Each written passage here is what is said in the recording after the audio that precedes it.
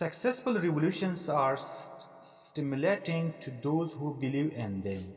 Locke is the most fortunate of all philosophers. He completed his work in theoretical philosophy just at the moment when the government of his country fell into the hands of men who shared his political opinion. His political doctrine is embedded in the American contributions.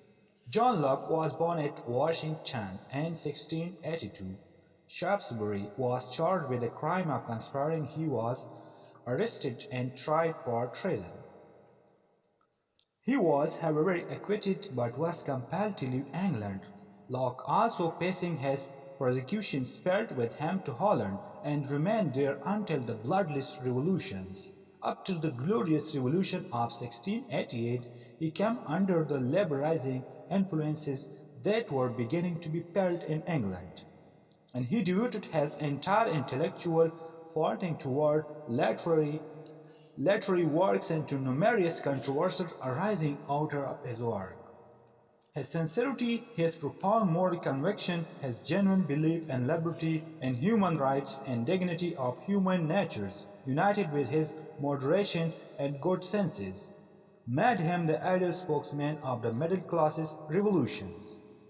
Locke, father, a renowned attorney of his time, exerted considerable influence in making him a rebellious advocate of liberty, equality, and democracy.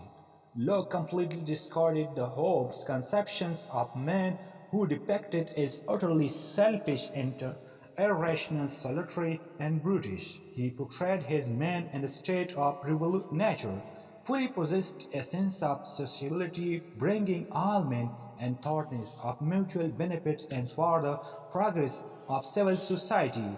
He advocated for the eliminations of and intimidations over the subject or peaceful progress of the state. Basis of his philosophy. Sensationalism. Locke was of the view that all knowledge and beliefs came through our senses and experiences. There is nothing in mind except what was the first in the sense. Second, utilitarianism. He is one of the great figures of utilitarianism. His conception is quite appreciated from his contentions that happiness and misery are the two great springs of human actions, and he was of the view that morality is pleasure and pleasure is the only conformity to universal law. Third, optimistic conception of human natures. Locke believes in the inherent goodness of human beings. He says that man is a rational, sensible, and social creature. He feels love, sympathy, and tenderness toward his fellow beings and is capable of being actuated by the altruistic motives. He loves sympathy and tenderness toward his fellow beings and is capable of being actuated by the altruistic motives. He wants to live in peace and harmony with others. Rejection of absolute monarchy based on the divinity and heredity. Locke refuted emphatically the heredity principle and kingship advocated most fervently by the Filmers and his patriarchal and upheld by the Anglican Church. Filmer contended that political power is derived from the authority of father over his children, and that regal authority is subjection to children, the parents, and since the actual monarchy are the hearts of Adams, therefore they demanded from the citizen unflinching loyalty. Locke points out the injustice of primogeniture. That was unavoidable of inheritance as to be basis of monarchy. Father Adams can only have his heir, but no one knows who is. And if true heirs were to be discovered, would all the existing monarchs by their thrones and edicts. Moreover, in the case of this discovery, all king except at most one would be usurpers and would have no rights to demand the obedience of their de facto subjects. Locke's views on natural rights of men. Locke appears to be a true democratic when he says the establishment of Commonwealth stands for the complete security of natural rights of men. Naturally, rights of citizens are right to life, right to property, right to liberty. Most distinctive contribution of Locke to political theory in the doctrine of natural rights. Locke was of the view that right of the property is most important because all other natural rights and analogous to right of private property. He further maintained that right to private property existed in the state of nature under operations of natural law. Locke thought of natural right as thing which man brings with him from birth. Society exists to protect them. They can be regulated only to the extent that necessary to give them effective protections. The liberty instead of one person can be limited only to make effective the quality valid claims of another person to the same right.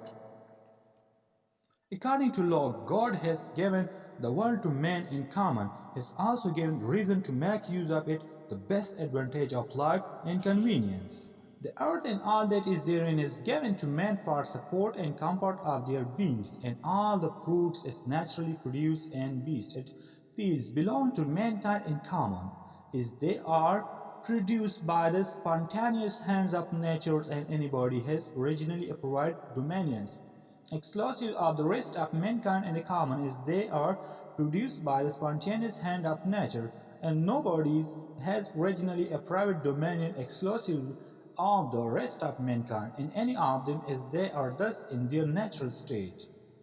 Whatsoever he removes out of the state that nature has provided and left in and annexed to his labor with his joint to it something that his own and thereby makes it his own property. Conception of popular sovereignty. Locke is regarded as the champion of people's rights and harbinger of their sacred and fundamental liberties. His social contract didn't create the irresponsible, cruel, and absolute leviathan abhors, but reserved the sovereign rights to the final judge of elections. Community, the ultimate supreme power, is not vested in the scepter of the kings, but it remains in the hands of the people. Locke didn't advance the ideal of legal, absolute, and individual sovereignty. The very idea of was discarded by him because Macaulay's inhibitions conception of sovereignty brings about a reign of terror for the people who would loudly whisper for freedoms and equality. He has been firmly accepted a best way of rule by succeeding thinkers, and the whole world democracy was strongly enunciated. Locke stands for a government which should be subject to a number of limitations. It cannot rule with coercion. Government which violated its limitations is not worthy of obedience. The state is created by certain convenience, and it must justify itself by creating those conveniences. The basic right of individual life, liberty, and properties are to be protected rather than the divine authority, nor any moral justification to overlord the subject. All men are equal in the eye of Almighty God in their basic rights and not must violated under the civil rights of the state. On this ground, John Locke is considered to be a democratic personality. He wants the right of the people, the right for the life, right for the life, rights for the what, for the basic property. He focused on these things. He considered the property is very important because without property a man cannot survive because he will no inhabitant of any area. So I hope you understand John Locke political thought. Please subscribe my channels and comments, like and share with your friends. Thank you. Allah Hafiz.